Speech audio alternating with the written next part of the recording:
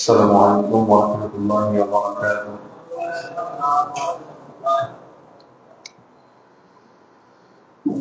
الحمد لله. إن الحمد لله نحمده ونستعينه ونستغفره ونؤمن به ونتوكل عليه ونعوذ بالله من شرور أنفسنا ومن سيئات أعمالنا. من يهده الله فلا مضل له ومن يضلله فلا هادي له ونشهد أن لا إله إلا الله وحده لا شريك له وأشهد أن محمدا عبده ورسوله الذي أرسله بالحق بشيرا ونذيرا وداعيا إلى الله بإذنه وسراجا منيرا. أما بعد فقد قال الله تعالى وتبارك في كلامه المجيد بعد أعوذ بالله من الشيطان الرجيم. يا أيها الذين آمنوا قوا أنفسكم وأهليكم نارا لا النار. وقال النبي الأمين رسول الله صلى الله عليه وسلم الحياء لا يأتي إلا بخير. لآخر الحديث. الحمد لله. যাবতীয় প্রশংসা যাবতীয় গুণগান একমাত্র কেবলমাত্র আল্লাহ সুবহানাহু ওয়া তাআলার দরবারে। আল্লাহ রাব্বুল আলামিনের অশেষ মেহেরবানিতে আমরা জুমআ মসজিদে আজানের পূর্বে উপস্থিত হওয়ার সুযোগ এবং তৌফিক পেয়েছি, যে আল্লাহ সুবহানাহু ওয়া তাআলা আমাদের কবুল করেছেন। আমরা সেই মহান রবের দরবারে হৃদয়ের গভীর প্রবেশ থেকে অন্তরের অন্তঃস্থল থেকে শুকরিয়া আদায় করে সকলেই বলি আলহামদুলিল্লাহ।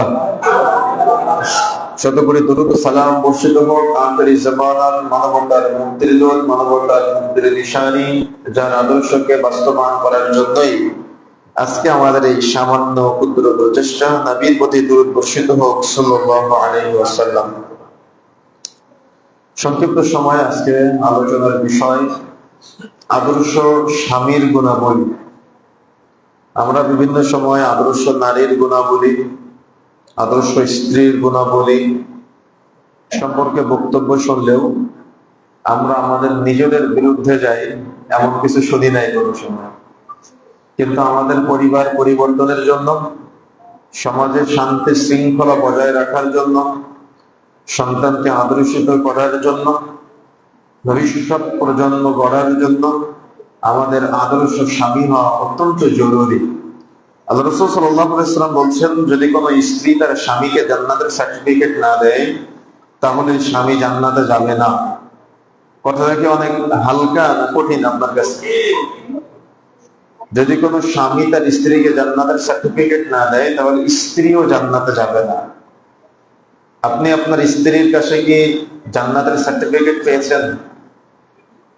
আপনার স্ত্রী কি আপনার কাছ থেকে জান্নাতের সার্টিফিকেট পেয়েছে? আমি কিন্তু ওই সার্টিফিকেটের কথা বলি নাই যে সার্টিফিকেট মুখ দিয়ে বলে দেওয়া যায়। দেখা যাচ্ছে একজন স্বামী মারা গিয়েছে, মারা যাওয়ার পরে রাস্তার লোকজন, গ্রামের লোকজন তার স্ত্রীকে ধরে বলতেছে যে তোমার স্বামী বেচারা তো মারা গেল, তুমি তার একটু জান্নাতের সার্টিফিকেটটা দিয়ে দাও। এখন নারী বেচারি, স্বামী মারা গেল, এমনিতেই তো দুঃখী, কষ্ট পাচ্ছেন, এর মাঝেই সবার সম্মান রক্ষার্থে বলে দিল যে আমি আমার স্বামীকে জান্নাতের সার্টিফিকেট দিয়ে দিলাম। এখন সে বাড়িতে ফিরে আসার পরে বালিশে মাথা দিয়ে চিন্তা করতেছে যে আমি যে আমার স্বামীকে জান্নাতের সার্টিফিকেট দিলাম, আমার স্বামী তো সালাত আদায় করতো না, নামাজ পড়তো না, সে কি জান্নাতে যাবে? তার মানে সে নিজে জান্নাতের সার্টিফিকেট দিয়ে সে কনফিউজড। আমি যে আমার স্বামীকে জান্নাতের সার্টিফিকেট দিলাম, সে তো হারাম ইনকাম করতো, সে কি জান্নাতে যাবে?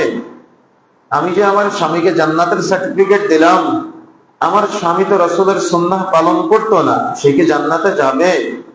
আমি যে আমার স্বামীকে জান্নাতের সার্টিফিকেট দিলাম, কিন্তু সে তো সুদের লেনদেন করত, সে তো ঘুষের টাকা সেবন করত, তাহলে সে কি জান্নাতে যাবে? এখন বলেন তো, এটা কি সার্টিফিকেট হলো? এই সার্টিফিকেট পেয়ে কি আপনি জান্নাতে যেতে পারবেন? নাকি অন্তর থেকে, হৃদয়ের গভীর থেকে মানুষ না চাইতেই চলে আসবে অফুরন্ত দোয়া, মানুষ না চাইতেই তার জন্য কষ্টে তার পাহাড় ভেঙে যাওয়ার মতো অবস্থা হবে?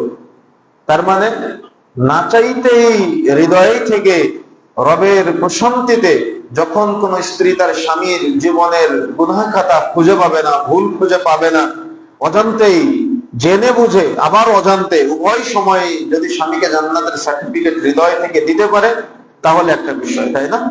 আবার সেম একই ভাবে দেখা যাচ্ছে একটা নারী মারা গেল, মারা যাওয়ার পরে গ্রামের লোকজন, রাস্তার লোকজন সবাই ধরে তার স্বামীকে বলতেছে, তোমার স্ত্রী বেচারা মারা গেল, তো তুমি যদি জান্নাতের সার্টিফিকেট না দাও তাহলে সে তো জান্নাতে যাবে না, তো তুমি একটু তার জান্নাতের সার্টিফিকেটটা জানা যায় মাইয়াতকে সামনে রেখে ঘোষণা দিয়ে দাও। এখন আপনিও আপনার স্ত্রীকে জান্নাতের সার্টিফিকেট সকল মানুষের সামনে দিয়ে দিলেন, দিয়ে আবার বাড়িতে গিয়ে ভাবতেছেন, আমি যে আমার স্ত্রীকে জান্নাতের সার্টিফিকেট দিলাম, সেটা স্বামীর আনুগত্য করতো না। আমি যে আমার স্ত্রীকে জান্নাতের সার্টিফিকেট দিলাম, সে তো বাসায় সালাত আদায় করতো না, সে তো পর্দার হেফাজত করতো না। এখন বলেন, এটা কি জান্নাতের সার্টিফিকেট হলো? তো উভয়ের জান্নাতের সার্টিফিকেট দেওয়ার পরেও উভয় যদি কনফিউজড হয়, তাহলে এই সার্টিফিকেট দিয়ে আপনি কিভাবে কিয়ামতের মাঠে জান্নাত লাভ করতে পারবেন? অথচ আল্লাহর নবী কিন্তু কড়াকড়ি হাদিস, স্বামী যদি স্ত্রীর জান্নাতের সার্টিফিকেট দেয় আর স্ত্রী যদি স্বামীর জান্নাতের সার্টিফিকেট দেয়, তাহলে উভয় জান্নাতে যাবে, তাছাড়া সম্ভব নয়। এটা কি আমার কথা? এটা তো আমার কথা নয়, আল্লাহ রাসূল সাল্লাল্লাহু আলাইহি ওয়াসাল্লাম বলেছেন। এখন আপনি একটু চিন্তা করেন, আপনি আপনার স্ত্রীর কাছে কেমন? সমাজের মানুষ, পাড়ার মানুষ, রাস্তার মানুষ, এলাকার মানুষ, মহল্লার মানুষ, সোশ্যাল মিডিয়ার মানুষ আপনাকে কি জানলো সেটা দেখার বিষয় না। আপনার স্ত্রী আপনাকে কি জানলো সেটা হলো দেখার বিষয়। আপনার স্বামী আপনাকে কি জানলো সেটা হলো আপনার দেখার বিষয়। যদি আপনি আপনার স্বামীর কাছে জান্নাতের সার্টিফিকেট না পান, যদি আপনি স্ত্রী হয়ে আপনি আপনার স্বামীকে জান্নাতের সার্টিফিকেট দিতে না পারেন, তাহলে আপনার পরিবার কি দুনিয়াতে সুখের পরিবার? আপনার পরিবার কি দুনিয়াতে প্রশান্তির পরিবার? যদি আপনার পরিবার প্রশান্তির না হয়, আপনার পরিবার সুখের না হয়, তাহলে আপনার পরবর্তী প্রজন্ম যারা আসবে, আপনার সন্তানেরা আসবে, আপনার স্ত্রী যদি আপনার জান্নাতের সার্টিফিকেট না দেয়, তাহলে আপনার সন্তানকে আপনার জান্নাতের সার্টিফিকেট দিবে? আপনার অধীনস্থরা কি আপনার জান্নাতের সার্টিফিকেট দিবে? কি মনে হয় আপনার কাছে? বিষয়টা অনেক সহজ, বিষয়টা কিন্তু সহজ না। এখন যদি প্রশ্ন করি, ওই যে আল্লাহ রাসূল বলেছেন, নিজে জাহান্নামের আগুন থেকে বাঁচো, পরিবারের সদস্যদেরকে জাহান্নামের আগুন থেকে বাঁচাও, এটা কিন্তু শুধু আল্লাহ রাসূলের বাণী না, এটা কিন্তু স্বয়ং আল্লাহ সুবহানাহু ওয়া তাআলাও বলেছেন, ইয়া আইয়ুহাল্লাযীনা আমানু কু আনফুসাকুম আহলিকুম নারা, হে ঈমানদাররা, তোমরা জাহান্নামের আগুন থেকে বাঁচো, পরিবারদেরকে বাঁচানোর চেষ্টা করো। সমাজের মানুষ আপনাকে ফেরেশতা জানুক, সেটা যায় আসে না। আপনার স্ত্রী আপনাকে কি জানলো সেটা হলো দেখার বিষয়। সমাজের মানুষ আপনাকে আল্লাহওয়ালা বলুক, নামাজি বলুক, সেটা দেখার বিষয় না। বোন, আপনার স্বামী আপনাকে কি বললো সেটা হলো দেখার বিষয়। কেন? উভয়ের সম্পর্কটা হলো সব থেকে বেশি গভীর, সব থেকে বেশি একান্তে, নির্জনে, নিভৃতে কাটানোর মুহূর্ত। এখন এরপরে আসবে নিজেকে নিজে জান্নাতের সার্টিফিকেট দেওয়া। তার মানে আপনি আপনার কর্মকাণ্ড, আপনার আমল, আপনার দান সাদাকা, আপনার পাপাচার সবকিছু যাচাই বাছাই করে একটু বালিশে মাথা দিয়ে বাড়ি দিয়ে গিয়ে ভাববেন যে আপনি আপনার নিজেকে জান্নাতের সার্টিফিকেট দিতে পারবেন কিনা। এজন্যই বলা হয়েছে, আল্লাহর দয়া ছাড়া জান্নাতে যাওয়া যাবে না। অনেক কঠিন বিষয়টা, অনেক জটিল। তার মানে আমি প্রথমে আপনার সন্তানদের নিয়ে যদি চিন্তা করি, তারা আপনাকে কিভাবে মূল্যায়ন করবে, তারপরে আপনি স্বামী বা স্ত্রীকে নিয়ে যদি চিন্তা করি, তাহলে তারা আপনাকে কিভাবে মূল্যায়ন করবে। এরপরে ফাইনাল আপনি যদি নিজেকে নিজে যাচাই বাছাই করি, তাহলে আপনি নিজেকে কত মার্ক দিব। আমার ইবাদতের ক্ষেত্রে, আমার গোপন আমলের ক্ষেত্রে, আমার গোপন দানের ক্ষেত্রে, আমার গোপনে ভালো কাজের ক্ষেত্রে, আমার সাদাকায়ে জারিয়ার ক্ষেত্রে, আমার মানুষকে দাওয়াত দেওয়ার ক্ষেত্রে, সার্বিক কাজে আমি আমার নিজেকে কত মার্ক দিতে পারবো, এটাও কিন্তু প্রশ্নের বিষয়। সর্বসাকুল্যে আল্লাহ রাসূল সাল্লাল্লাহু আলাইহি সাল্লামের ওই বাণীটা আমাদের মনে রাখতে হবে। রাসূলুল্লাহ সাল্লাল্লাহু আলাইহি সাল্লাম বলছেন, তোমাদের মধ্যে সেই ব্যক্তি সর্বোত্তম যে তার পরিবারের নিকট, মানে যে তার স্ত্রীর কাছে সর্বোত্তম। আর আল্লাহ রাসূল নিজে ঘোষণা দিচ্ছেন, আমি আমার স্ত্রীদের কাছে সর্বোত্তম। সুবহানাল্লাহ। যে হাদিসটা তিরমিজির 3895 নম্বর হাদিস। তার মানে যদি আপনি আপনার স্ত্রীর কাছে সর্বোত্তম হতে পারেন, তাহলে আপনি আল্লাহর কাছে উত্তম হতে পারবেন। কি বুঝলেন? বিষয়টা পালন করা অনেক কঠিন। সারাদিন বাড়ির বাহিরের যত রাগ, যত তেজ, যত গরম, সব বাড়ি ফিরে স্ত্রীর উপরে ঝাড়া হয়, তাই না? কত অভিযোগ আমাদের কাছে, কত সমস্যা। এমন কোন মাস নাই যে মাসে, মাস বললে ভুল হবে, তার মানে এমন কোন সপ্তাহ নাই যে সপ্তাহে 2-3টা পরিবার থেকে তালাকের ব্যাপারে যোগাযোগ করে না। তার মানে এত পরিমাণে তালাক হচ্ছে। মাঝে মাঝে এমন হয় দৈনিক তালাকের মাসালা দিয়ে পাগল হয়ে যেতে হয়। তার মানে এত পারিবারিক সমস্যাগুলো আমাদের মাঝে বর্তমানে বিদ্যমান। এত সমস্যা কেন? এত সমস্যা তালাকের ব্যাপারে। সন্তানদের 3 মাস না যেতেই নতুন বিবাহ দিয়েছেন, স্বামী স্ত্রীর মাঝে মিল মহাব্বত হচ্ছে না, মায়া মমতা তৈরি হচ্ছে না, ভালোবাসা তৈরি হচ্ছে না। অথচ আপনি আপনার দাদা, চাচা, মুরব্বীদের যদি দেখেন, তাহলে দেখবেন যে কত বয়োবৃদ্ধ হয়ে যাওয়ার পরেও তাদের মধ্যে কত মায়া, কত মহাব্বত, কত ভালোবাসা। কিন্তু এখন আমাদের সন্তানদের মাঝে, আমাদের ভবিষ্যৎ প্রজন্মদের মাঝে 3 মাস না যেতেই স্বামী স্ত্রীর মাঝে মিল নাই, মহাব্বত নাই, ভালোবাসা নাই, শুধু বিচ্ছেদ, অপরাধ প্রবণতা। দেখা যাচ্ছে স্বামীর পান থেকে চুন খসলেই ফোন দিয়ে বাবার বাড়িতে নানা রকম অভিযোগ। আবার স্ত্রীর পান থেকে চুন খসলেই স্বামী বেচারা গ্রামের সব মানুষজন জড়ো করে স্ত্রীকে একবারে গ্রামের মধ্যে যাচ্ছেতাই বানায় ফেলে। তার মানে ওই স্ত্রীদের কোনো মূল্য নাই আর আপনার কাছে, আর আপনার স্ত্রীর কাছে তারা স্বামীর কোনো 5 পয়সা মূল্য নাই। যার কারণে স্বামীর যদি একটু ত্রুটি বুঝতে বুঝতে পারে, তাহলে সেটা মাইকিং করে গোটা বাবার বাড়ি বা এলাকায় ছড়াইয়ে দিতে হয়। কিন্তু বেচারা বুঝতে পারে নাই স্বামীর অসম্মান মানে নিজের অসম্মান, আর স্বামী বেচারা বুঝতে পারে নাই নিজের স্ত্রীর অসম্মান মানে নিজের অসম্মান। কি এমনটা হচ্ছে না আমাদের সমাজে? তার মানে মাইকিং করে যদি বলতে পারতো। সোশ্যাল মিডিয়ার যুগ, অনেকে লাইভে এসে বলে, অনেকে ফেসবুকে প্রচার করে, অনেকে মোবাইলের মাধ্যমে একজন আরেকজনকে বলে বেড়ায়। তার মানে একটু পান থেকে চুন খসলেই তার মুখ দেখা দেখে নেই, তালাকের পর্যায়ে চলে যায়। একেবারে সবর নাই, একেবারে ধৈর্য নাই, একেবারে পারিবারিক বিশৃঙ্খলাগুলো সমাজে বাসা বেঁধে নিয়েছে। এই সমস্যাগুলো কেন হচ্ছে আমাদেরকে খুঁজে বের করতে হবে না? একটু আমাদের নিজেদের রাগকে নিয়ন্ত্রণ করতে হবে, আমাদের নিজেদের পরিবর্তন হতে হবে। আল্লাহ নবীর কথা এটা। যদি পরিবারের কাছে উত্তম হতে না পারা যায়, তাহলে কিন্তু আল্লাহ সুবহানাহু ওয়া তাআলার কাছে উত্তম হওয়া যাবে না। এই জন্য স্ত্রীর কাছে উত্তম হতে হবে, আর স্ত্রী হিসেবে স্বামীর কাছে উত্তম হতে হবে।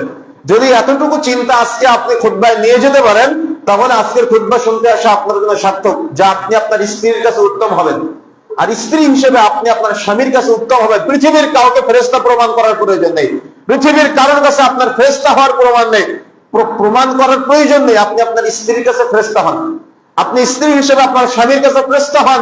অর্থাৎ আপনার স্ত্রী যেন চিরুনি অভিযান করে স্বামীর পাপ খুঁজে না পায়, ভুল খুঁজে না পায়, আর আপনি স্ত্রী হিসেবে আপনার স্বামী যদি আপনার ভুল খুঁজতে যায়, পাপ খুঁজতে যায়, সেজন্য খুঁজে না পায়। এটা হলো সব থেকে মারাত্মক সমস্যা। যখন আমরা পাপ করে ফেলি, যখন আমরা একজন আরেকজনের কাছে অপরাধী প্রমাণিত হই, তখন তার কাছে আর কোনো কি থাকে না, মূল্য থাকে না। দেখা যাচ্ছে একজন খুব নামাজি, পরহেজগার, তাকওয়াশীল, আল্লাহওয়ালা, সে চাচ্ছে তার স্ত্রীও নামাজ পড়ুক, সে চাচ্ছে তার স্ত্রীও দিন পালন করুক, সে চাচ্ছে তার স্ত্রীও কি করুক, ইমানদার হোক, সহি আকীদার হোক, সবকিছু চাচ্ছে। কিন্তু বেচারা ভুল করে একদিন রাত্রে স্ত্রীকে সাথে নিয়ে নাটক দেখতেছে মোবাইলে। বলেন তো তার সম্মান কোথায়? বুঝেন না মনে হয়। আমার কথা কি বুঝতে পেরেছেন? বলেন তো, একদিন নাটক দেখলেন আপনার স্ত্রীকে সাথে নিয়ে মোবাইলে, মানে আপনি আজীবন আপনার স্ত্রীকে নামাজ পড়ার নির্দেশ দিতে পারবেন না। কেন? ও বলবে যে আমার স্বামী তো আমার সাথে বসে বসে সিনেমা দেখে, আমার স্বামী তো আমার সাথে বসে বসে নাটক দেখে, ও নামাজের দাওয়াত দিয়ে কি আছে, সে তো নিজেই সিনেমা কর, সে তো নিজে নাটক কর, আমি নামাজ পড়ে কি হবে, আপনার নামাজ পড়ে কি হবে? তার মানে আপনার ব্যক্তিত্ব আপনি হারিয়ে ফেলেছেন যেদিন স্ত্রী আর স্বামী একসাথে বসে সিনেমা দেখেছেন। যেদিন স্বামী আর স্ত্রী একসাথে বসে নাটক দেখেছেন, সেদিন আপনার মর্যাদা, আপনার সম্মান আপনি আসমান থেকে জমিনে নামিয়ে ফেলেছেন। একটা সম্মান বাড়ানোর জন্য একজন মানুষের তিলে তিলে তিলে তিলে বছরের পর বছর সময় দিয়ে সম্মানের জায়গায় পৌঁছাতে হয়।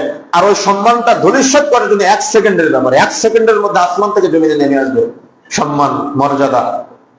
এই জন্য আমাকে আপনাকে সতর্ক থাকতে হবে, সাবধান থাকতে হবে। রাসূলুল্লাহ সাল্লাল্লাহু আলাইহি ওয়াসাল্লাম বলেছেন, কোন মুমিন পুরুষ যেন কোন মুমিনা নারীকে ঘৃণা না করে। কেন? এটা আল্লাহ সুবহানাহু ওয়া তাআলা অপছন্দ করেন। তার মানে আপনার স্ত্রী যদি দিনদার হয়, পরহেজগার হয়, তাকওয়াশীল হয়, তাহলে তার কিঞ্চিত সাময়িক কোন কাজ যদি আপনার কাছে খারাপ লাগে, তাহলে আপনি তাকে ঘৃণা করতে পারবেন না। কথা কি বুঝতে পেরেছেন? এটা রাসূলুল্লাহ সাল্লাল্লাহু আলাইহি ওয়াসাল্লামের নির্দেশ এবং এটা আল্লাহ রাসূলের কাছে অপছন্দনীয়। আল্লাহ সুবহানাহু ওয়া তাআলা এটা পছন্দ করেন না। সহিহ মুসলিম 1469 নম্বর হাদিস। তার মানে পারিবারিক বিশৃঙ্খলা, সমস্যা, ত্রুটি বিচ্যুতি হতে পারে, সেই ক্ষেত্রে কোন মুমিন নারী কোন মুমিন পুরুষের এমন ভাবে ঘৃণা করবে না যাতে করে তার ঘৃণাটা সমাজে ছড়ায় যায়। সেম একই ভাবে স্বামী স্ত্রীকে, স্ত্রী স্বামীকে ঘৃণা করবে না যে ঘৃণাটা সমাজের মানুষের কাছে ছড়ায় যায়, যার কারণে সে অসম্মানিত হয়। ভুল কার হয়? ভুল মানুষেরই হয়, স্বাভাবিক তো নাকি? আর আমাদেরকে একটু সতর্ক থাকতে হবে, আমাদেরকে একটু সাবধান থাকতে হবে আমাদের ব্যক্তিত্বের ব্যাপারে, আমাদের গায়রতের ব্যাপারে। সেই ব্যক্তিত্ব, সেই গায়রতটা কি? একদিন আল্লাহর নবী তার স্ত্রী সাফিয়াকে নিয়ে মসজিদে নববী থেকে ইবাদত করে বাড়ির দিকে যাচ্ছেন, বা তিরমিজির বর্ণনায় পাওয়া যায় আল্লাহর নবী ইতিকাফে ছিলেন, স্ত্রীকে পৌঁছে দিতে যাচ্ছেন। তো যেটাই হোক, আল্লাহর নবী তার স্ত্রী সাফিয়াকে নিয়ে মসজিদে নববী থেকে বের হয়ে বাড়ির দিকে যাচ্ছেন। প্রতিমধ্যে দুইজন যুবক বসে আছেন। আল্লাহ রাসূল সাল্লাল্লাহু আলাইহি সাল্লাম খেয়াল করলেন যে দুইজন যুবক আল্লাহর নবী, আল্লাহর নবীর স্ত্রী যে হেঁটে যাচ্ছে এদিকে দেখতেছে। তো আল্লাহ রাসূল যাওয়ার পথে ঘুরে তাদের কাছে আবার চলে গেলেন, গিয়ে বলতেছে, এই শোনো, এটা কিন্তু আমার স্ত্রী সাফিয়া। আচ্ছা, আল্লাহর নবীর কি এটা বলার কোনো প্রয়োজন ছিল? আল্লাহর নবীকে কেউ সন্দেহ করতে পারে, এটা কি মনে হয়? তো যেই মুহূর্তে আল্লাহ রাসূল বললেন যে এটা আমার স্ত্রী সাফিয়া, তখন ওই দুজন যুবক বলছে, আল্লাহ রাসূল লা হাওলা ওয়ালা কুওয়াতা ইল্লা বিল্লাহ, আল্লাহ রাসূল আমরা তো আপনাকে নিয়ে কখনো সন্দেহ পোষণ করতে পারি না, আমরা তো জানি। তখন আল্লাহ রাসূল বললেন, না, আমাদের উভয়ের মাঝে একজন ব্যক্তি আছে, সে হলো শয়তান। শয়তান তোমাদের মনে উস্কানি দিয়ে বলতে পারে হয়তো আল্লাহর নবীর সাথে অন্য কোন নারী যাচ্ছেন, এই জন্য আমি তোমাদের বললাম যে এটা আমার স্ত্রী সাফিয়া। তার মানে গায়রতের দিক দিয়ে, ব্যক্তিত্বের দিক দিয়ে, সামাজিকতা রক্ষার দিক দিয়ে, দিনী সম্পর্ক রক্ষার্থে কত মজবুত এবং কত দৃঢ় ব্যাপার। তার মানে নিজেকে মানুষ স্পষ্ট প্রমাণ চাওয়ার আগে প্রমাণ করে দেওয়া যে আমি অপরাধী না। কথা কি বুঝতে পেরেছেন? যাতে করে কেউ সন্দেহ করতে না পারে। তার মানে সন্দেহের পর্যায়ে যে যাবে, ওই পর্যায়ে যাওয়া তো বহু দূরের কথা, তার আগে বিষয়টা কাটছে, তার আগে বিষয়টা কি ক্লিয়ার, যাতে করে কেউ সন্দেহ পোষণ করতে না পারে। এই জন্য ওই হাদিসটা যেদিন থেকে আমার দৃষ্টিপাত হয়েছে যে স্বামী স্ত্রীকে জান্নাতের সার্টিফিকেট না দিলে এবং স্ত্রী স্বামীকে জান্নাতের সার্টিফিকেট না দিলে জান্নাতে যাবে না, এই হাদিসের অনেকগুলো পরপর আলোচনা এসেছে, কিন্তু সেখানে ইবাদতের ব্যাপারে সার্বিক আলোচনা হলেও সমস্ত ইবাদত, সমস্ত দান সাদাকা, সমস্ত যা কিছু আছে কিয়ামতের মাঠে আপনার স্ত্রীকে আগে উপস্থাপন করা হবে, অধীনস্থকে উপস্থাপন করা হবে, সে আর তার মাঝে আপনার বিচার হবে আলোচনার জন্য জান্নাতের সার্টিফিকেটের ব্যাপারে। তাহলে বলেন, আপনার ইবাদত বন্দেগী যে আপনি করবেন, ইবাদতটা কি? ইবাদতটা কি হতে পারে? প্রাথমিক ইবাদত, পরিবারকে নিয়ে ইবাদত, সমাজকে নিয়ে ইবাদত, আপনার পরিবারকে নিয়ে ইবাদত, আপনার সন্তানদেরকে নিয়ে ইবাদত কি হতে পারে? আল্লাহ রাসূল সাল্লাল্লাহু আলাইহি সাল্লাম এজন্যই বলেছেন যে দিনদার স্ত্রী হলো দুনিয়ার শ্রেষ্ঠ সম্পদ। আর দুনিয়া কুল্লুহা মাতা, গোটা পৃথিবীটা হলো সম্পদ। খায়রু মাতাঈদ দুনিয়া, তার মধ্যে শ্রেষ্ঠ সম্পদ হলো আল মারআতু আস-সালিহা, সতী এবং সাধবী স্ত্রী। কেন সতী এবং সাধবী স্ত্রী যার পরিবারে নাই, তার পরিবার হলো দুনিয়াতে এক টুকরা জাহান্নাম। কথা কি বুঝতে পেরেছেন? আপনি সারাদিন বাড়ি থেকে বের হয়ে পরিশ্রম করে বাড়িতে ফিরবেন, স্ত্রীর সাথে ঝগড়া, স্ত্রীর সাথে তর্ক, স্ত্রীর সাথে মারামারি, স্ত্রীর সাথে ঝগড়া। তার মানে আপনার পরিবারে সুখ নাই, প্রশান্তি নাই, তৃপ্তি নাই। আবার রাগ করে স্বামী বাড়ির বাইরে চলে যায়। মনে রাখার চেষ্টা করবেন, যদি এভাবেই পরিবার চলতে থাকে তাহলে আপনার ভবিষ্যৎ প্রজন্ম যারা আসবে তারা কখনো তার বাবা মাকে মূল্যায়ন করবে না। তারা কখনো তার বাবা মাকে কি করবে না, মূল্যায়ন করবে না, দাম দেবে না, বৃদ্ধাঙ্গুলি দেখাবে, বলবে আমার বাবা অপরাধী, আমার মা অপরাধী, আমার বাবা আমার নাকে পিটাই, আর আমার মা আমার বাবার গায়ে হাত দেয়, বাবার সাথে তর্ক করে, বাবার কথা শুনে না, এজন্য সন্তানও কথা শুনবে না, সন্তান বাবা মাকে মূল্যায়ন করবে না। এমন বহু অভিযোগ আছে যে হুজুর প্রেম করে বিয়ে করেছিলাম, এখন দেখতেছি যে আমার ছেলে, আমার মেয়েটা আরেকটা ছেলের সাথে প্রেম করে চলে গিয়েছে, কিছুই বলতে পারি না, শুধু আফসোস হয়। আমাদের যুবক ভাইরা তো বোঝে না, ভাবতেছে যে একটা মেয়েকে ভালো লাগলো, প্রেম করে বাবা মা এখানে নাই, বা বাবা মারা অগোচরে পার্কে গিয়ে কোর্টে গিয়ে প্রেম করে বিবাহ করে ফেলি, আমার দিদি বোন সেও বুঝে না, কিন্তু এটা যে আজীবন সাফার করতে হবে, ওর সন্তানরা জানবে তার বাবা মা প্রেম করে পালিয়ে কোর্টে গিয়ে বিবাহ করেছে, বাবা মার অনুমতি ছাড়া জিন্দিগি তো বাবা মাকে মূল্যায়ন করবে না, ওর বাবা মাকে ছাড়াই ওরাও প্রেম করে পরকীয়া করে বিবাহ করবে, সুযোগ পেয়ে যাবে। কেন? অপরাধীকে বাবা। বিষয়টা আপনাদের কাছে অনেক সহজ, কিন্তু সহজ না, বিষয়টা কিন্তু অনেক জটিল, বিষয়টা অনেক কঠিন। এই জন্য উপলব্ধি করতে হবে, বোঝার চেষ্টা করতে হবে। স্বামী হিসেবে আপনার নৈতিক দায়িত্ব আছে, স্বামী হিসেবে আপনার করণীয় আছে, স্বামী হিসেবে আপনার বর্জনীয় আছে, সেগুলো আপনার জানতে হবে, বুঝতে হবে, পরিবর্তন হতে হবে, না হলে আপনার পরিবার আপনি সুখের করতে পারবেন না, না হলে আপনার পরিবারে আপনি প্রশান্তি খুঁজে পাবেন না। এই জন্য আল্লাহর নবীর কিছু নির্দেশনা আমি আপনাদের মাঝে উপস্থাপন করি, যে নির্দেশনা আল্লাহর নবীর আমলের মধ্যে ছিল। কার মধ্যে ছিল? যে নির্দেশ আল্লাহর নবী দিয়েছেন, সেই নির্দেশের আমলগুলো আল্লাহর নবী নিজে করেছেন, তাহলে সেগুলো আমরা চেষ্টা করবো না আমরা বুকে হাত বাঁধলাম, রফুল আদান করলাম, জোরে আমিন বললাম, মানে কার আনুগত্য করলাম? কার? আল্লাহ রাসূলের আনুগত্য করলাম না। তো আমরা যদি সালাতে আল্লাহ রাসূলের আনুগত্য করে এত জিহাদ, যুদ্ধ, লড়াই করতে পারি, তো আমরা আমাদের পরিবারে একটু আল্লাহ রাসূলের সুন্নাহ মানতে পারবো না? আমরা আমাদের পরিবারে জিহাদ করে আমাদের পরিবারকে প্রশান্তি দিতে পারবো না? পরিবারে সুখ ফিরিয়ে নিয়ে আসতে পারবো না? একটু চেষ্টা করি আমরা, নাকি?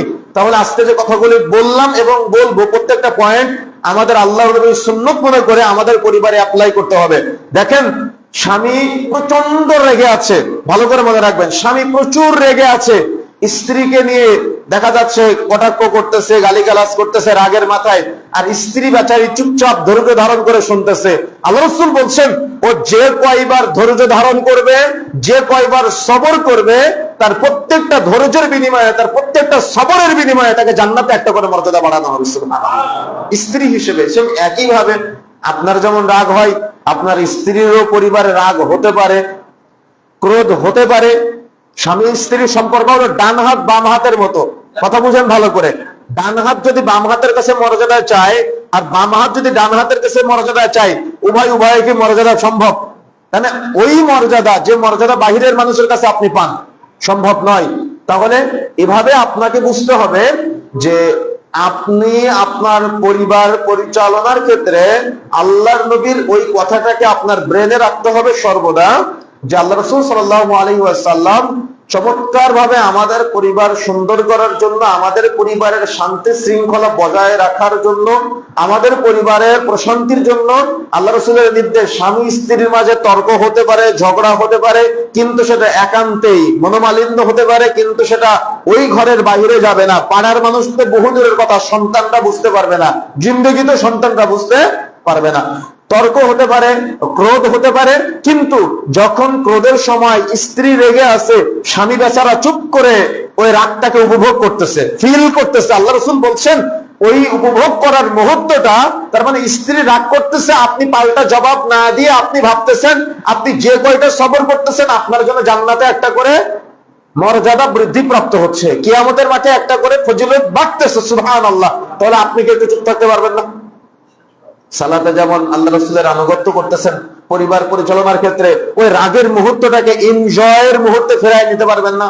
ক্রোধ, স্বামী স্ত্রী যদি জান্নাতে যেতে চান একসাথে, তাহলে, আর যদি মন চাই যে স্বামী বেচারা জাহান্নামে যাক আমি জান্নাতে যাব, বা স্ত্রী বেচারা জাহান্নামে যাক আমি জান্নাতে যাব, তাহলে আলাদা বিষয়। আর যদি উভয়ের প্রতি ভালোবাসা, টান, মায়া, মমতা থাকে, তাহলে এভাবে চিন্তা করতে হবে যে সে রাগ করতেছে, আমি একটু চুপ থাকি, আমি জবাব না দিই। কেন? রাগের প্রতিপক্ষ কিভাবে হয়? জবাব দেওয়ার মাধ্যমে। যদি জবাব না আসে, তাহলে কিন্তু এক সময় ওটা আবার ভালোবাসায় পরিণত হয়। এটা কিন্তু জাগতিক নিয়ম, এটা জাগতিক নিয়ম। একটা স্বামী স্ত্রী 3 ঘন্টা ঝগড়া করে এক মুহূর্তের মায়া আবার পিছনে সব ঝগড়া ভোলায় দেয়, তাই না? তো এই রাগের সময় যদি আপনি তার কথার পাল্টা জবাব না দেন, আল্লাহর নবীর আমল অনুযায়ী আপনি যদি চুপ থাকেন, তাহলে আপনার মর্যাদা বাড়বে তো বাড়বে, আপনার জান্নাতে প্রাসাদ নির্মাণ করা হবে। সুবহানাল্লাহ।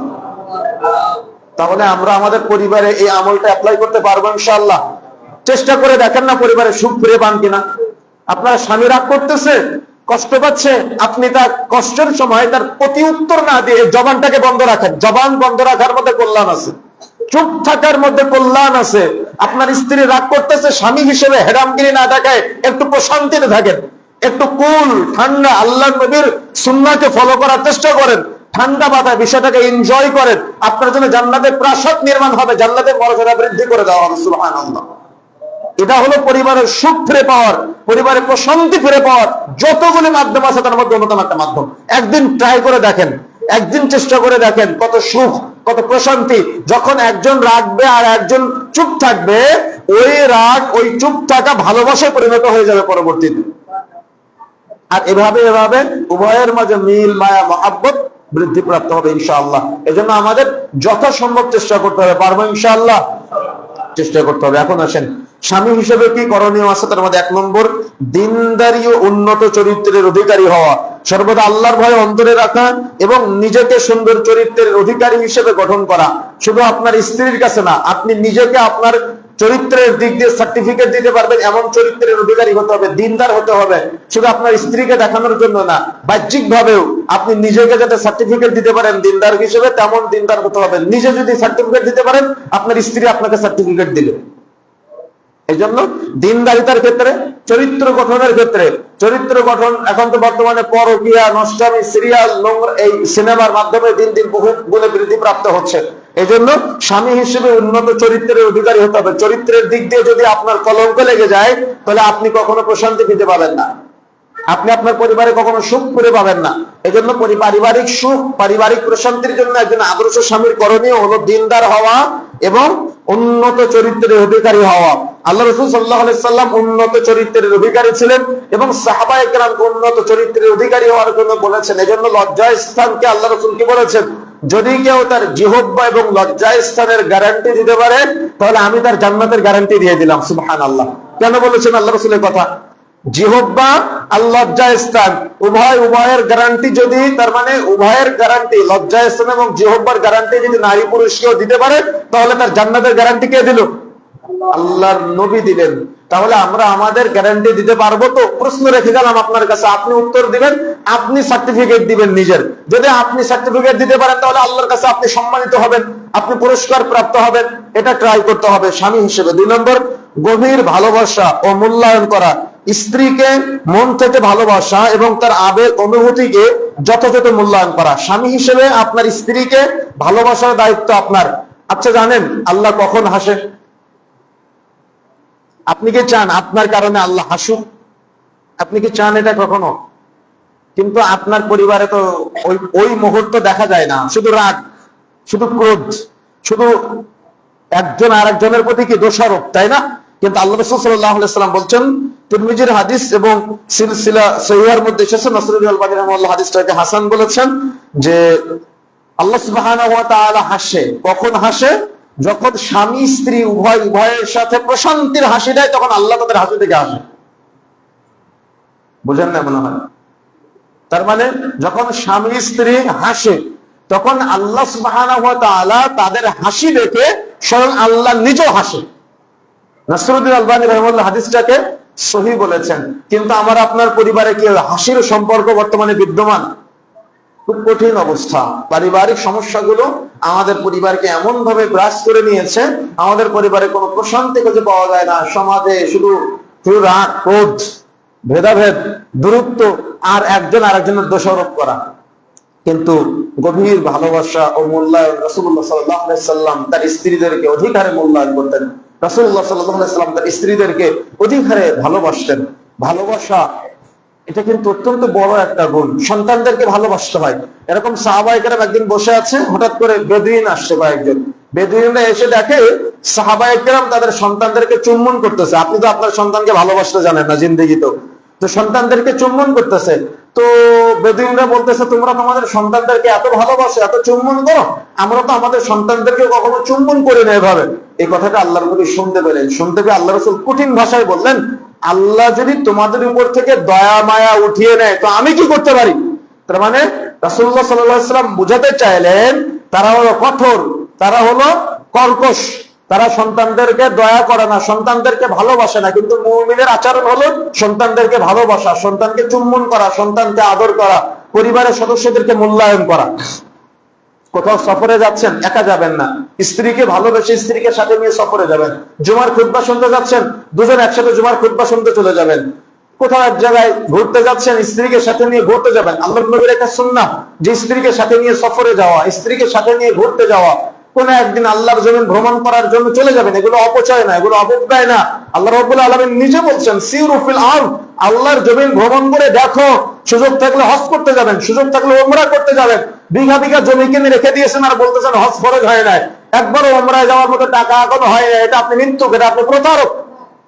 স্ত্রীকে সাথে নিয়ে উমরা করে আসেন, স্ত্রীকে সাথে নিয়ে সুযোগ থাকলে হজ করে আসেন, দেখবেন প্রশান্তি বাড়বে, পরিবারের সুখ বাড়বে, পরিবারে ভালোবাসা বৃদ্ধিপ্রাপ্ত হবে। সব থেকে বড় সফর উমরার সফর। যুবক ভাইয়েরা নতুন বিবাহের সময় স্ত্রীকে উমরা উপহার দেন, তার মানে আপনার মোহর হবে উমরা, স্ত্রীকে উমরায় নিয়ে যাওয়া। 10 লাখ টাকা কাবিন করার না মানে পরিবারে প্রশান্তি পাওয়া, এটা ভুল চিন্তা। কথা কি বুঝতে পেরেছেন? এটা ভুল চিন্তা। বিবাহের সময় আমি দেখেছি, যতবার মক্কা মদিনায় সফর করেছি, ইন্দোনেশিয়ানরা বেশি যুবক, আর আমাদের সব মুরব্বী, হাঁটতে পারে না, হুইল চেয়ার লাগে, কত রকম কত সমস্যা। ইন্দোনেশিয়ানদের একটা টার্গেট থাকে, ও যদি ওমরা না করে ওর বিয়ে বাতিল, ওর বিয়ে হবে না। আগে ওমরা করা লাগবে, তারপরে বিয়ে। আর যদি ওমরা নাও করে, বিয়ে করে, তাহলে প্রথম বিবাহের পরে যত দ্রুত সম্ভব স্বামী স্ত্রী একসাথে ওমরা করতে যাওয়া লাগবে। এটা সরকারি নিয়ম, সামাজিকতা এটা তাদের। কিন্তু আমাদের সমাজে উল্টা। আমাদের সমাজের যুবক ভাইয়েরা দেখা যাচ্ছে গার্লফ্রেন্ড বয়ফ্রেন্ডকে নিয়ে কক্সবাজার চলে যায়, লিভ টুগেদারে চলে যায়, কত রকম আছে। এগুলাকে তারা এনজয় করে নিয়েছে, এগুলাকে তারা সামাজিকতা মনে করে। ইবাদত বন্দেগী বলে তাদের মাঝে কোনো কিছু নাই। আজকে আপনার সন্তানকে রেখে যাচ্ছেন, আপনার জানাজা নামাজ পড়াতে পারবে না। আপনার সন্তানকে রেখে যাচ্ছেন, হুজুর ভাড়া করে নিয়ে এসে আপনার দোয়া করা লাগবে। তাহলে আপনি কোন ভবিষ্যৎ প্রজন্ম রেখে যাচ্ছেন বলেন? বলেন, আপনি বাবা হিসেবে আপনার দায়িত্ব ছিল যে আপনার সন্তানকে কোন পথ দেখাবেন, কিন্তু আপনি নিজেও পথ দেখতে পারেন নাই, সন্তানকে পথ দেখাতে পারেন নাই, ব্যর্থ হয়েছেন। কিয়ামতের মাঠে ব্যর্থতার দায় আপনার নেওয়া লাগবে। এই জন্য যুবক ভাই টার্গেট করতে হবে, বিবাহের সময় স্ত্রীকে উমরা কি দেওয়া, মোহর হিসেবে গিফট দেওয়া। মনে থাকবে ইনশাআল্লাহ। আর আপনারা চেষ্টা করলে পারেন, 50 বছর পার হয়েছে, এখন একটু মন জাগে না, মাসে 5000 টাকা করে জমালে 1.5 বছর পর বা 2 বছর পর আপনি এমনিতে উমরা চলে যেতে পারবেন ইনশাআল্লাহ। তো আল্লাহর নবীর সেই স্মৃতি বিজড়িত স্থানগুলো দেখতে মন চায় না? মুসলমান আমরা নাম কষ্ট পেয়েছি, তো বাপদাদার আমল থেকে পেয়েছি, এই জন্য এটার কোনো মূল্য নাই আমাদের কাছে, তাই না? কিন্তু মূল্যায়ন করতে হবে, সফর করতে হবে, স্ত্রীকে ভালোবাসা দিতে হবে, ভালোবাসা দিয়ে সফরে যেতে হবে। যদি সেখানে যাওয়ার সামর্থ্য না থাকে, আশপাশে যেখানে যতটুকু সংযোগ আছে, গভীর ভালোবাসা প্রেমময়ী হয়ে সফরে যেতে হবে। এটা আল্লাহর নবীর নির্দেশ এবং আল্লাহর নবীর আমল। তারপরে ব্যক্তিত্ব, অন্ধবিশ্বাস, আত্মবিশ্বাস। তার মানে আকর্ষণীয় ব্যক্তিত্বের অধিকারী হতে হবে যে কোনো পরিস্থিতিতে, যাতে করে সিদ্ধান্ত নেওয়ার যোগ্যতা থাকে। ওই যে বলেছিলাম, আপনি যদি অপরাধী হন তাহলে আপনি কোনো সিদ্ধান্ত নিতে পারবেন না, সিদ্ধান্ত দিতেও পারবেন না। আর যদি আপনি আত্মবিশ্বাসী হতে পারেন, অপরাধী না হন, যে কোনো সিদ্ধান্ত আপনি আপনার পরিবারে দিতে পারবেন, সবাই মানতে বাধ্য। আর যদি আপনি নিজে অপরাধী হন, তাহলে আপনার কথা মানতে কেউ বাধ্য না। কথা কি বুঝতে পেরেছেন? কেন? জানে পরিবারের সবাই ও নিজে অপরাধী, সে যদি আমার নিষেধ করে তাহলে আমি তার নিষেধ শুনবো কেন? এই জন্য আত্মবিশ্বাসী হতে হবে এবং ব্যক্তিত্বের দিক দিয়ে কোনো প্রকার ছাড় দেওয়া যাবে না, এখন থেকে ট্রাই করতে হবে। তারপরে ধৈর্য ও দায়িত্বশীলতা, প্রতিকূলতায় ধৈর্য ধারণ করা এবং সংসারের যাবতীয় দায়িত্ব পালন করা। যে মানের খাবেন স্ত্রীকে সে মানের খাওয়াতে হবে, যে মানের পড়বেন স্ত্রীকে সে মানের পড়াতে হবে, যে মানের বাসস্থান পছন্দ করেন স্ত্রীকে সে মানের বাসস্থানে রাখতে হবে। নিজের জন্য যেটা পছন্দ করেন স্ত্রীকে সেটা পছন্দ করে দিতে হবে। কারণ আপনি ভালোটা পছন্দ করেন আর আপনার স্ত্রীর জন্য মন্দটা পছন্দ করবেন, এটা কিন্তু মুমিনের বৈশিষ্ট্য না। মনে থাকবে ইনশাআল্লাহ, এটা কিন্তু মুমিনের বৈশিষ্ট্য না। নিজের জন্য যেটা পছন্দ করতে হবে, স্ত্রীর জন্য সেই মানটা বজায় রাখার চেষ্টা করতে হবে, তা না হলে আপনি মুমিন হতে পারবেন না। এরপরে আসেন কাজের সহায়তা করা ও কাজের প্রশংসা করা। একদিন তরকারিতে একটু লবণ বেশি হয়ে গেলে গোটা গ্রামের লোক জেনে যায় যে অমুকের বউ আজকে তরকারিতে লবণ বেশি দিয়ে ফেলছে, কি তাই না? এমন ভাবে আপনি তার সাথে খারাপ আচরণ, খারাপ ব্যবহার শুরু করে দেন, যেটা মানুষের আচরণ না, যেটা আপনি আপনার স্ত্রীর সাথে যে আচরণ করেন। অথচ রাসূলুল্লাহ সাল্লাল্লাহু আলাইহি ওয়াসাল্লাম তার স্ত্রী তরকারি কাটতেছে, পাশে গিয়ে বসে তরকারি কেটে দিতেন। এটা রাসূলের আমল, এটা রাসূলের সুন্নাহ। আর আপনি এমন পুরুষ মানুষ, এমন মুসলিম, আল্লাহ রাসূলের চাইতে বেশি তাকওয়াশীল আপনি। কারণ আপনি স্বামীগিরি ফলাতে গিয়ে এমন যে আপনার স্ত্রী তরকারিতে একটু লবণ বেশি দিয়ে ফেললে বা একটু ঝাল বেশি হয়ে গেলে তার প্রাপ্য একটা, সেটা হলো মায়ের, তাছাড়া আর কিছু নাই, তাই না? এমন পরিবেশ যদি হয় তাহলে আপনার সন্তান কখনো আপনাকে মূল্যায়ন করবে না। আল্লাহ নবীর সুন্নাহ, আল্লাহ নবীর আমল, কাজে সহায়তা করা ও কাজ যদি ভুলও হয় ওই কাজে প্রশংসা করা। নারীরা একটু প্রশংসা পেলেই অনেক প্রশান্তি পায়, প্রশংসা পেলে প্রশান্তি পায়, ওইটা ট্রাই করতে হবে। এটা আল্লাহ নবীর আমল ছিল, এটা সাহাবায়ে কেরামের আমল ছিল, এটা পরিবারের প্রশান্তির একটা অন্যতম মাধ্যম। ইসলাম আপনাকে এই আমল শিক্ষা দিয়েছে, আপনি কেন নেবেন না? সালাতের ক্ষেত্রে যেমন নিয়েছেন, পরিবার পরিচালনার ক্ষেত্রে আপনাকে নিতে হবে, কেন নেবেন না? আপনি নিতে বাধ্য। কেন? আপনি আল্লাহ নবীর উম্মত, আপনার আইডল হলো মুহাম্মদ সাল্লাল্লাহু আলাইহি সাল্লাম। আপনার আইডল কোনো যদু মধু কদু না, এজন্য আপনাকে এটা উপলব্ধি করতে হবে। আপনার আইডল শয়তান না, ইবলিস না যে আপনি ইবলিসকে অনুসরণ করবেন, এজন্য বিষয়টা উপলব্ধি করতে হবে। এরপরে আসেন পরিষ্কার পরিচ্ছন্ন ও পরিপাটি থাকা। স্ত্রী স্বামীর সামনে পরিষ্কার পরিচ্ছন্ন থাকবে, পরিপাটি থাকবে। সেম একইভাবে স্বামী স্ত্রীর সামনে পরিষ্কার পরিচ্ছন্ন পরিপাটি থাকবে, যাতে করে বাহিরে আকৃষ্ট না হয়। কথা কি বুঝতে পেরেছেন? যাতে করে বাহিরে আকৃষ্ট না হয়। উভয়ের সামনে পরিপাটি থাকবে, উভয়ের সামনে পরিচ্ছন্ন থাকবে, উভয়ের সবকিছু পরিপাটি পরিচ্ছন্ন রাখার চেষ্টা করবে। আসলে আলোচনা লম্বা, কিন্তু পয়েন্ট গুলো যদি আপনাদের বলে দিই তাহলে একটু সুবিধা হবে আপনাদের জন্য, এজন্য শুধু পয়েন্ট গুলো বলছি। তারপরে নেশামুক্ত জীবন যাপন করা, ধূমপান ও সকল প্রকার মাদকতা থেকে নিজেকে বিরত রাখা। এটা হলো আল্লাহ নবীর নির্দেশ, আদর্শ পরিবার গঠন করার জন্য। কেন? যদি আপনার স্ত্রী জানে যে আপনি নেশাখোর, তাহলে আপনার স্ত্রী কখনো আপনাকে ভালোবাসবে না। আপনার সন্তান যদি জানে যে আপনি নেশাখোর, তাহলে আপনার সন্তান কখনো আপনাকে মূল্যায়ন করবে না। কেন? আল্লাহ নবী বলেছেন লা ইয়াদখুলুল জান্নাতা মুদমিনুল খামার, যে মাদক দ্রব্য সেবন করবে সে জান্নাতে যাবে না। কেন? আল্লাহ নবী বলেছেন যে সালাসুন কদ হারামাল্লাহু আলাইহিমুল জান্নাত, তিন শ্রেণীর ব্যক্তির উপরে জান্নাত হারাম, যারা জান্নাতে যাবে না। তার মধ্যে এক নম্বর মুদমিনুল খামার, যারা নিয়মিত নেশাজাতীয় দ্রব্য সেবন করে। কেন? আল্লাহ নবী বলেছেন যে ব্যক্তি প্রকাশ্যে মদ্যপান করে তার জানাজার নামাজে কোনো ইমানদার ব্যক্তি অংশগ্রহণ করবে না। কেন? আল্লাহ নবী বলেছেন যে যারা মদ্যপান করে তাদের অপরাধ হলো নিজের মা খালা ফুফুর সাথে জেনা করার সমতুল্য অপরাধ, তাদের অপরাধ হলো মূর্তি পূজার ন্যায় অপরাধ। এই অপরাধগুলো যদি আপনি আপনার স্ত্রীর সামনে করেন, বলেন তো আপনার স্ত্রী আপনাকে মূল্যায়ন করবে? আপনার স্ত্রী আপনাকে দাম দিবে, মর্যাদা দিবে, সন্তান মূল্যায়ন করবে? কখনো করবে না। এজন্য অবশ্যই এই নেশামুক্ত জীবন যাপন করতে হবে।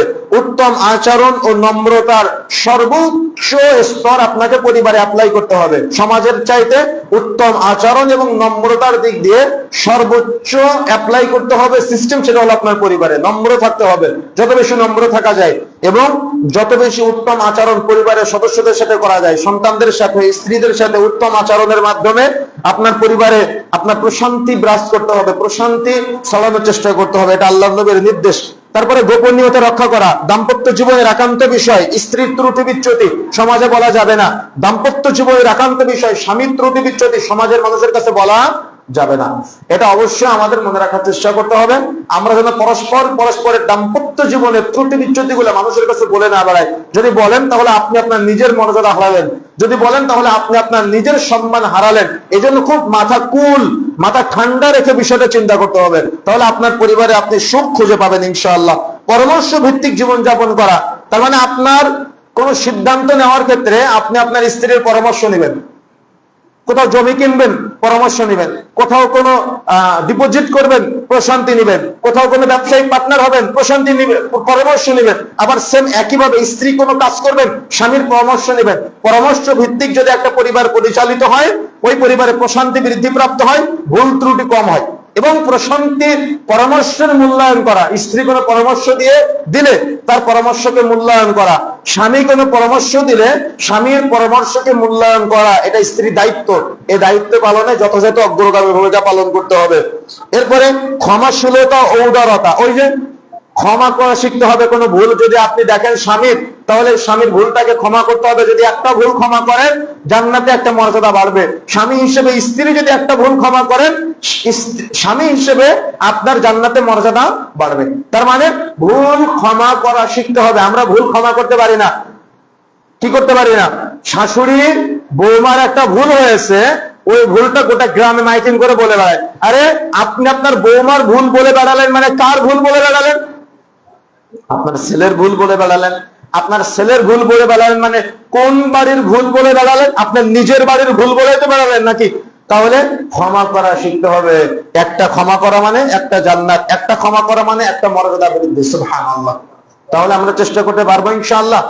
চেষ্টা করতে হবে। আমাদের সময়ের স্বল্পতা, আমরা 10টা পয়েন্টের কথা